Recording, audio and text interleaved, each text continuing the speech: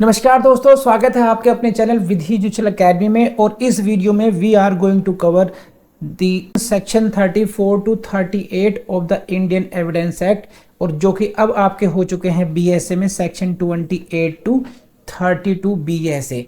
तो क्या इनके कॉन्सेप्ट में या एक्सप्लेनेशन में कहीं भी कोई चेंज है? Absolutely no, they are the same.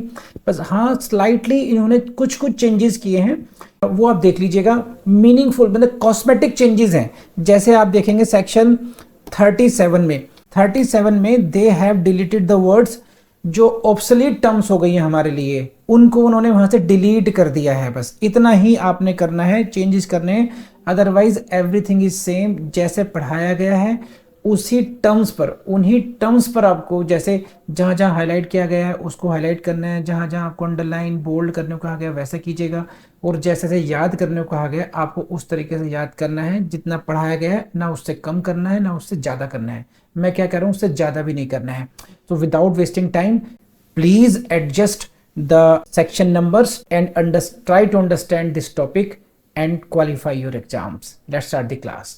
So let's start section 34 to 38 Indian Evidence Act, and these 5 sections 34, 35, 36, 37, 38, 5 sections. These 5 sections are very important for your prelims exam. कौन से एग्जाम के लिए? prelims के एग्जाम के लिए बहुत important है। and they may ask you if they want to ask one or two questions from in your mains exam as well. But mainly these sections are important for your prelims exam, और heading से ही question आएगा आपके लिए। Heading से ही बहुत important question बन जाएंगे आपके लिए। तो बढ़े आपको second, out of these 5 sections, section 34 and 35, these 2 sections are very important comparatively. अगर 5 में से भी चूज किया जाए तो please go to section 34। This is what? Entries in books of accounts including those maintained in an electronic form when relevant. So please highlight your barrack like I have done here. These lines are very important. I will discuss with you. See what? Entries. देखो कौन सा शब्द है पहले? This is what? Entries. किसमें? In books. कौन सी book? Of accounts. They are different words. Entries in books of accounts. Books कौन सी है? Accounts सी. Entry किसमें है? Books में है। बुक्स का मतलब क्या है, अभी बताएंगे बुक का मतलब क्या है। यानी इसका मतलब लूज शिप में नहीं है। We are going to discuss the relevancy of entries in books, and what type of books? These books are of accounts, not general books. Specifically these books are of account. Are you getting this point now? Including those maintained in an electronic form, regularly kept in the course of a business are relevant. This is very important line again. These entries, these books are regularly kept in the course of business. ये जो entries की गई हैं वो during the course of business की गई हैं, मतलब एक व्यवहार में की गई हैं। ऐसे नहीं है कि एब्रप्टली आपने कहीं कुछ लिख के छोड़ दिया। समझ रहे हैं आप बात? एक रेगुलर बिजनेस में की जाती हैं कि आज एक आपने, जैसे मान लीजिए सपोज कीजिए आप मैडम, आप घर पर डेली शाम को अपना अकाउंट मेंटेन करती हैं कि आज मैं रिक्शे से गई 5 रुपीज लगे, मेट्रो से गई 10 रुपीज का ये हुआ। You maintain that account in sequence. इतने की सब्जी आई, इतने का काम किया, इतने का ये हुआ, तो you are maintaining it. If you are regularly maintaining it then we can say it regularly kept in the course of business.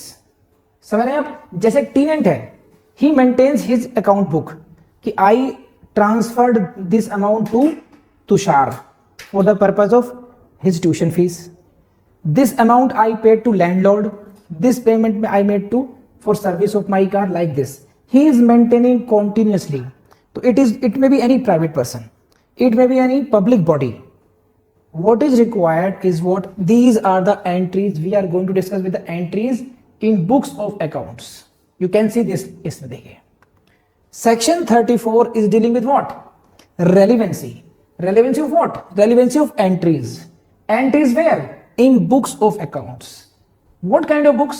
Which are regularly kept in the course of business, and these books also include the electronic books, कह सकते हैं, including those maintained in an electronic books. So these entries are relevant. So this is the first part. समझ गए आप लोग? And second part, But such statements shall not alone be sufficient evidence to charge any person with liability. These entries are relevant. These entries are relevant. But इनकी value कैसी? Corroborative evidence होगा केवल इनका. Only on the basis of such entries you cannot charge someone with some liability. आप उस पर कोई से बाहर नहीं ला सकते, उस पर कोई एक्यूजेशन केवल उसके बेस पे नहीं लगा सकते आप. तो this line is very important. Shall not alone be sufficient evidence to charge any person with liability. अब देखो क्वेश्चन कैसे आए हैं, बहुत सिंपल क्वेश्चन आए हैं, एक बार समझ लीजिए यहां से and please highlight this. Relevant entries in the books of account alone are not sufficient to charge any person with liability. I hope you got the importance of this, that line also, because this question came from this only. Shall not alone be sufficient evidence to charge any person with liability. This question has come in the DJS 2000. कि relevant entries in books of accounts alone are not sufficient. अगर ये बात समझ गए तो please raise hand. अपने आप में किसी व्यक्ति पर कोई लायबिलिटी के कोई एक्विजिशन लगाने के लिए पर्याप्त नहीं है. इन अगर और कोई एविडेंस है, these entries can be of corroborative value. अगर कोई और सबूत है तो उसको फोर्टिफाई करने के लिए, उसको और अच्छी तरीके से प्रूव करने के लिए इन एंट्रीज की हेल्प ली जा सकती है. लेकिन अगर केवल आपके सबूत, केवल आपके पास केवल एंट्रीज हैं ये, तो these are not sufficient to charge any person with liability. अगर ये बात समझ में आ गई तो please raise hand. Very good. Fast चलेंगे थोड़ा सा. देखिए ये आपका इलस्ट्रेशन देख लीजिए. इसमें दिस इज इलस्ट्रेशन. इलस्ट्रेशन है ए सूज बी ₹4,000. 1,000 रुपए के लिए उसको सू करता है. कौन करता है? ए करता है. And shows entries in his accounts books showing B to be indebted to him to this amount. वो अपनी एंट्री शो करता है जिसमें ये शो हो रहा है कि उसने उसको 1,000 रुपए का लोन दिया था. बी उसके प्रति इंडेप्टेड था. These entries are relevant but they are not sufficient without other evidence to prove the debt. अब मैं इसको एक उदाहरण के रूप में समझाता हूं. इसी को देखिए. सपोज कीजिए आपने इनको 1,000 रुपए उधार दिए, आज दिए उधार, and you maintain account book yourself. आप लगातार मेंटेन करते रहते हैं. 3 साल बाद आप में झगड़ा हो गया. आपने कहा कि भाई मेरे 1,000 रुपए वापस करो. इससे कहा आई हैव, मुझे नहीं देने आपके 1,000 रुपए. कौन, क्या सबूत है आपका? समझ रहे हैं आप? 1,000 रुपए क्या सबूत है? तो तुमने कहा, यू सेड कि I have maintained a diary for that, I have maintained a book of accounts and in which one entry is there by which I have given you ₹1,000 rupees. What he will say? भाई तुम्हारी अपनी diary है, तुमने लिख लिया होगा उसमें, है कि नहीं है? बट बिकॉज वो एक रेगुलरली मेंटेन की गई थी. ये लाइन इंपॉर्टेंट है, देखिए. Because this it was regularly kept in the course of business. ऐसा नहीं है कि 1,000 रुपए की एंट्री केवल एक एविडेंस बनाने के लिए की गई थी. उसके आगे भी एक एंट्री है, उसके पीछे भी एक एंट्री है. देखिए कॉन्टिन्यूटी मेंटेन्ड है, तो इसका मतलब जो उस समय दिए गए होंगे, तो it can be one of the proofs. It can be relevant to prove the liability. लेकिन केवल उस एंट्री की वजह से इन पर आप चार्ज नहीं लगा सकते. You will have to find some other evidence as well. समझ आया कॉन्सेप्ट 34 का? Next see this. Now you have, this is the question in your prelims. Same illustration में क्वेश्चन आया हुआ है. A sues B ₹1,000 and shows entries in his account books showing B to be indebted him to this amount under Indian Evidence Act. So I think you got the idea.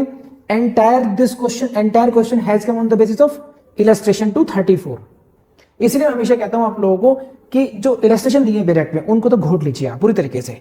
आपको ये तक याद होना चाहिए ये इलस्ट्रेशन उस section में दिया हुआ है, और खास करके सेक्शन 6 से लेकर के जो 16 तक है, 6 to 16 इंडियन एविडेंस में जो बेयर एक्ट के साथ में इलस्ट्रेशन दिए गए हैं, उनको आप बिल्कुल नहीं भूलोगे. आप बहुत इंपॉर्टेंट है वो सारे इलस्ट्रेशंस. उस खासकर 14, 10th, 9th, 11th, ये तो जबरदस्त इंपॉर्टेंट है.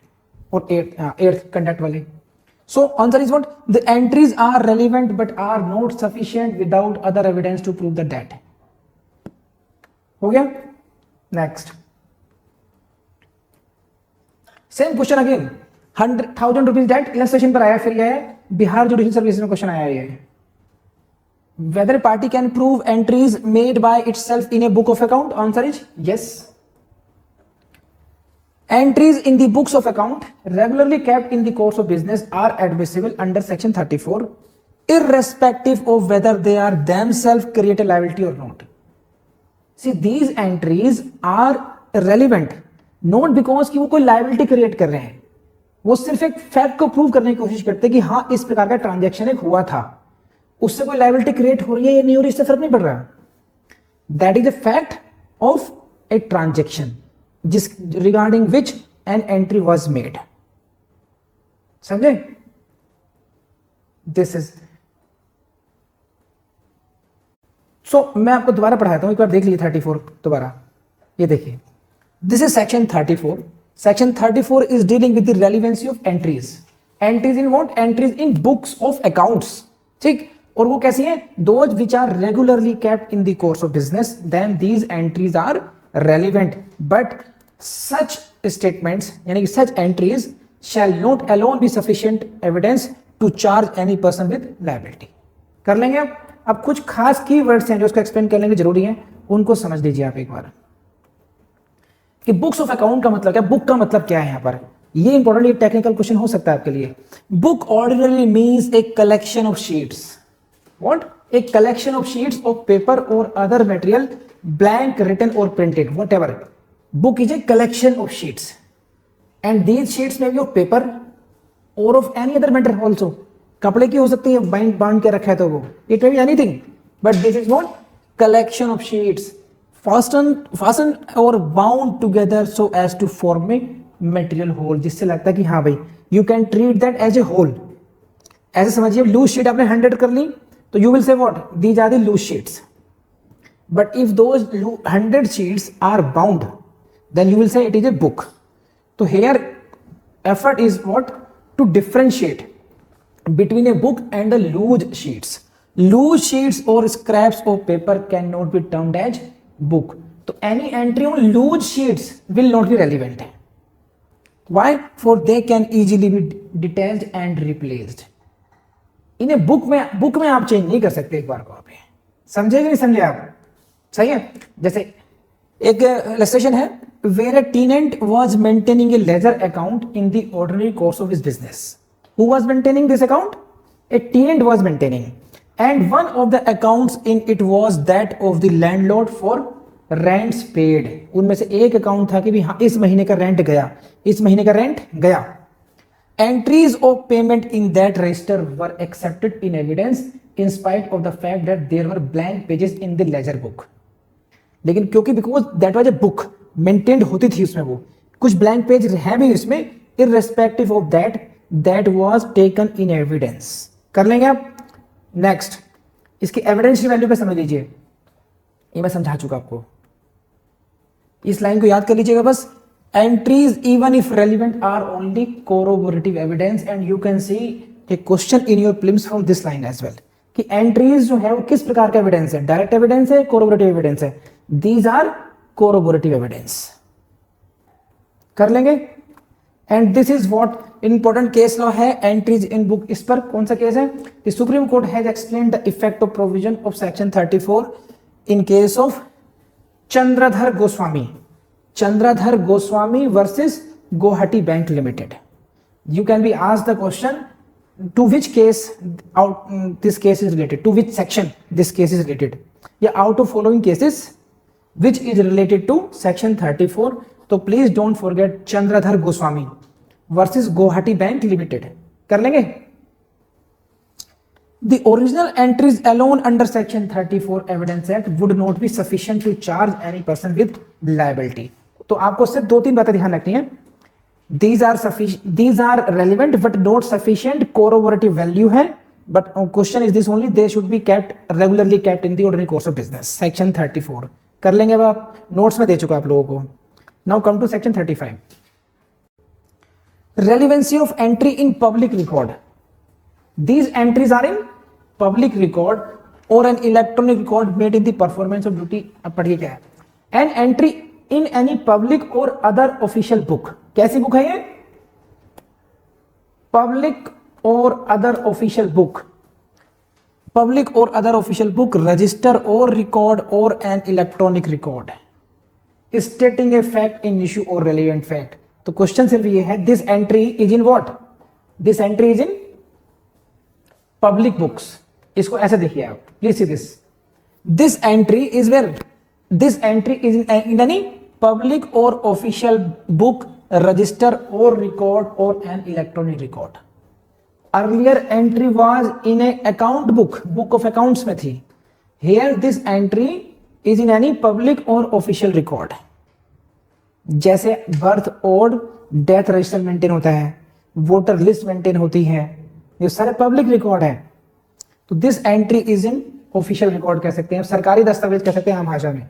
Now it is about what? This entry is about a fact in issue और रेलिवेंट फैक्ट। मान लो सपोज कीजिए कि डेट ऑफ बर्थ क्वेश्चन में है कि किस डेट को उसका जन्म हुआ बच्चे का, या date of death in question कि किस डेट को मौत हुई। तो these are disputed facts, these are what facts in issue. या एज डिटर्मिनेशन का मामला बना हुआ है कि भाई ये जुवेनाइल है या नहीं है, तो रेलिवेंट फैक्ट हो गया। तो these entries are related to facts in issue और रेलिवेंट फैक्ट।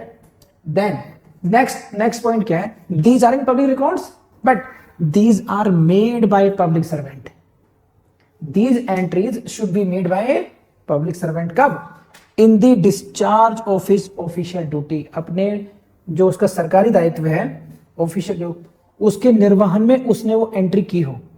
प्राइवेट कैपेसिटी में नहीं की है, एक ऑफिशियल कैपेसिटी में की है, या this entry has been done by any other person, किसी अन्य व्यक्ति के द्वारा की गई है, in the performance of a legal duty. If some legal duty has been imposed upon him and in the discharge of that duty he makes an entry, तो then this entry will be relevant। तो ये देखो इतने सारे component हो गए। Entry कहां पर है? पब्लिक रिकॉर्ड्स में है। किसने की है? पब्लिक सर्वेंट ने की है या किसी अन्य व्यक्ति ने किया है। अन्य व्यक्ति कौन सा है? Who is doing it in the performance of some legal duty, and what are about these duty ये entries? These are stating a fact in issue or relevant fact। बोलो हाँ है ना? कर लेंगे आप लोग अब। So this is, इसके रिक्विजिट क्या क्या है देख लीजिए। Number 1, the document must be in the nature of an entry in any public or other official book, register or record। समझ में आ गई? It must state a fact in issue or relevant fact. The entry must be made by a public servant or by any other person in performance of his duties specially enjoined by law of the country। जब मैं पढ़ता हूं उस तरीके से तो आपके जो नोट्स हैं उसका देख लिया कीजिए एक बार। So why this? इसको समझिए आप कि what is the principle behind section 35 के पीछे जो सिद्धांत है वो क्या है। Why these entries are considered relevant? Because you can see the question in prelims on this point। क्या? This section is based upon the principle that public records maintained in the performance of official duty must carry a prima facie evidentiary value of their correctness। Hindi में समझिए क्या कि ये public records है, इनके बारे में प्रथम दृष्टया ये प्रिज्यूम किया जा सकता है कि ये इसमें सच्चाई होगी, क्योंकि ये किसी के पर्सनल इंटरेस्ट के नहीं किए गए। अभी ये किसी को नहीं पता था कि 20-21 साल बाद जाके जिस बच्चे का जन्म हुआ है 20-21 साल बाद जाके कोई क्राइम करेगा और उस समय इस रिकॉर्ड की जरूरत पड़ेगी, तो उसमें कोई घोलमेल भविष्य को देख के नहीं करेंगे। इसमें prime facie evidentiary value of their correctness, because of the जो पब्लिक रिकॉर्ड है उसकी एक ही मानते हैं कि प्रथम दृष्टया उसकी करेक्टनेस है, prima facie evidentiary value of their correctness की वजह से। सही है? Why? Because public records are maintained as official duty, these are maintained in official duty, तो इसीलिए इनकी जो एविडेंशियल वैल्यू बढ़ जाती है। कर लेंगे अब? सो अब ये कर लीजिएगा अपने आप, मैं नोट्स दे दिए आपको। एक नेक्स्ट पॉइंट है important, applicable to civil and criminal cases alike. Section 35 is to apply in civil as well as criminal cases। Okay, standard of proof under this section in civil and criminal cases is to remain the same and not different। तो यहां से question you can see कि इन civil cases और criminal cases में क्या different पड़ेगा? नहीं, same value. This section is to apply alike in civil cases as in criminal cases. अब देखिए एक केस है इसमें, a woman lived with a man for about 22 years till his death. A woman lived with a man for about 22 years, 22 साल तक एक औरत एक व्यक्ति के साथ रही। In the ration card and voters list, ये क्या हो गया? पब्लिक रिकॉर्ड हो गया। अब she was described as his wife, उसकी पत्नी के रूप में उसको दिखाया गया था राशन कार्ड में भी और वोटर लिस्ट में भी। During his life time and with his knowledge, उस व्यक्ति की जानकारी में फैक्ट था, उस व्यक्ति के जीवन काल में उसको राशन कार्ड में वोटर लिस्ट में उसकी पत्नी के रूप में दर्शाया गया था। And now ration card and voters list is a public document हो गया। After man's death her name was entered in gram panchayat record as owner of the house in question. समझ में आ गई बात? डेथ के बाद में उस लेडी का नाम उसके मकान के मालकिन के रूप में दर्ज हो गया, उसका जो गांव के रिकॉर्ड थे, ग्राम पंचायत के रिकॉर्ड थे। All records were public records and prepared by officers in performance of duty. All this created the presumption that she was the वेडेड wife of the man is question. समझ में आ गई बात? बिकॉज जितने भी रिकॉर्ड्स हैं, कैसे रिकॉर्ड्स हैं? पब्लिक रिकॉर्ड्स हैं। एंड उससे प्रिजम्पशन गई कि भी सारे रिकॉर्ड्स के एक एविडेंशियल वैल्यू है कि करेक्ट होंगे। क्यों? क्योंकि ये पब्लिक ड्यूटी के लिए बनाए गए हैं। Public in the performance of public duty इनको मेंटेन किया गया है। बोलो हाँ है ना? कर लेंगे? बहुत सिंपल सी चीजें हैं। इसमें एक बात समझने की, देखिए आप ये कि 2 पॉइंट है। The principle upon which entries in a register is received in evidence is that it is a public duty. These public records or official records are maintained in a public duty performance. ये नहीं है कि it is not that the writer makes them contemporaneously, कि उसने उसी समय लिखा था, जैसे वो घटना घटी या जैसे वो ट्रांजैक्शन हो तुरंत उसने लिखा था। तो कंटेम्पोरेनियसली जब हम लिखते हैं तो उसमें यह आता है कि कौन कॉक्शन नहीं हो सकता। आदमी ने तुरंत लिखा, आपने फीस जमा करी, तुरंत आपको रिसिप्ट काट के दे दी, ये क्या होगा? कंटेम्पोरेनियस हो गया। तो 35 का बेस बीइंग कंटेम्पोरेनियसली नहीं है, या ये जरूरी ये इसलिए नहीं है कि पब्लिक ऑफिसर की हिज ओन नॉलेज के बेस पे था ना। It is why because these entries are made out of public duty. सरकारी काम कर रहा हूं मैं क्यों झूठी एंट्री करूंगा आपके बारे में, किसी फैक्ट के बारे में? तो बेस इसका ये है, इसको ऐसे देखिए। Base is what? Public duty of the person who keeps the register. Note that the writer makes them contemporaneously और out of his own knowledge. ये बेस नहीं है 35 का। Y 35 is relevant? 35 में जो एंट्रीज हैं वो क्यों रेलिवेंट मानी जाती हैं? Because these are made in performance of public duty.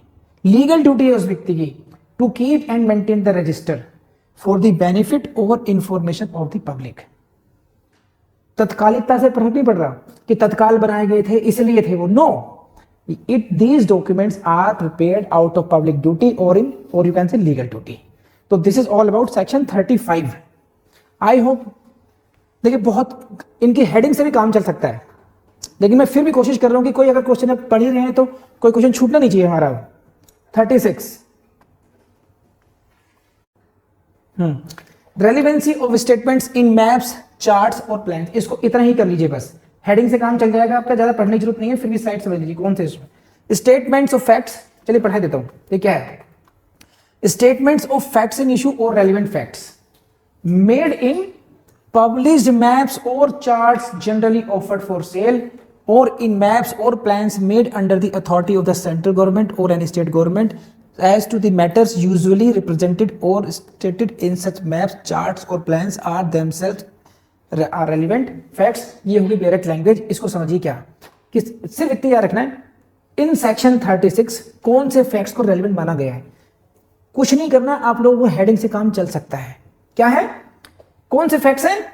Statements कौन से फैक्ट्स हैं? These are published in maps और चार्ट्स। बस इतना याद कर लीजिए। मैप समझते हैं, चार्ट समझते हैं, उनमें पब्लिश्ड है। और कौन से हैं maps? Which are generally offered for public sale और which are made under the authority of the government. बस। तो जो अगर आपसे क्वेश्चन इतना पूछेगा कि चार्ट्स या मैप्स में स्टेटमेंट्स रेलिवेंट कौन से सेक्शन में होंगे, तो आप सेक्शन का नाम भूल जाइएगा, नंबर भूल जाइएगा अगर फेल होना हो तब। अदरवाइज 36 कुछ नहीं है, प्रीलिम्स के लिए केवल हेडिंग से काम चलेगा इसमें। वैसे 37 relevancy of statements as to fact to public nature contained in certain acts. Law books में सिंपल सी बात है, लॉ बुक्स में अगर कोई स्टेटमेंट है, लॉ बुक्स तब रेलिवेंट होंगी, ये इतनी सी बात है। When the court has to form an opinion as to the existence of any fact of a public nature, any statement of it made in a recital contained in these acts। समझ लीजिए कितने सारे act they रखे हैं। In any act of parliament of United Nations, पढ़ लीजिएगा इसको, मैं पढ़ाऊंगा नहीं, अपने आप, इसमें कोई समझाने वाली बात नहीं है, सिर्फ इस स्लाइड को देख लीजिए। क्या करना है कोर्ट को? Court has to form an opinion, किस बारे में? Regarding the existence of any fact of a public nature, public nature का फैक्ट है, and this fact is very well mentioned in these books which are mentioned in the, ये document mentioned है 37 में। तो these statements are relevant because these are mentioned in those records, Act of the Parliament of United Kingdom, this that whatever notifications, gazette जो दे रखा है, उसको रटने की जरूरत नहीं है। इसको एक और हल्का समझिए, केवल हेडिंग से काम चलाइए, प्रीलिम्स से काम हो जाएगा, मेन से कभी नहीं आता ये। तो इसकी मैं आपसे हमेशा मार्जिनल नोट लिखवाऊंगा आपसे। Come to 38।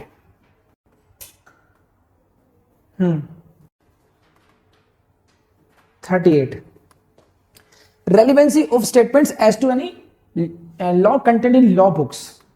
तो लॉ बुक्स में अगर कोई स्टेटमेंट है वो कहां रेलिवेंट होगा? सेक्शन 38 में होगा। बस ये रहा, आपका क्वेश्चन देख लीजिए। Which one of the following sections of evidence deals with the relevancy of statements as to any law contained in law books. Law books में लॉ बुक्स कब रेलिवेंट होंगी, कौन सेक्शन रेलिवेंट है, ऐसे समझ लीजिए मोटा मोटा बस। सेक्शन 38। 38 साल के हो गए लॉ बुक्स, तो अब तो समझ जाओ, ऐसे याद कर लीजिए, याद ना रहे तो 38 लॉ बुक्स, 38 लॉ बुक्स बस। सही है। तो इसको अपन लोग कैसे कर सकते हैं? देखिए इसको ऐसे याद कर लीजिए बस। 34 में entries in books of accounts, 35 में एंट्रीज इन पब्लिक और ऑफिशियल बुक्स, 38 में लॉ बुक्स, 37 में एक्ट्स वगैरह हो गए, और 36 में था पब्लिक। मैंने बनाई नहीं पूरा ही, आप बना लीजिएगा, इसमें कर लीजिएगा इस तरीके से। तो केवल इनकी हेडिंग से भी काम चल सकता है, और वरना केस लॉ हो जाएगा एक तो जो बताया। तो this is all about 34 to 38 finish for your prelims exam. Thank you. So दोस्तों, मुझे पूरी उम्मीद है कि टॉपिक आपको बहुत पसंद आया होगा और आपने इस वीडियो को लाइक भी किया होगा, और लाइक कर दिया है। और अगर आपने सब्सक्राइब नहीं किया है हमारे चैनल को तो प्लीज़ सब्सक्राइब जरूर कीजिएगा। एंड आपके लिए बहुत इंपॉर्टेंट न्यूज़ है कि आपको हमारी जो वेबसाइट है vidhijoseph.com को उसको ज़रूर विजिट करना चाहिए, और हमारा जो ऐप है वहाँ पर उसको आपको डाउनलोड जरूर कर लेना चाहिए। आपके काम के बहुत अच्छे अच्छे छोटे छोटे कोर्सेज हमने वहाँ पर आपको दिए हैं, प्रोवाइड किए हैं, सो दैट आप अपनी स्टडीज़ को बहुत बेहतर तरीके से और बहुत अच्छे तरीके से कर पाएँ इसको। तो कीजिएगा ज़रूर। Thank you very much.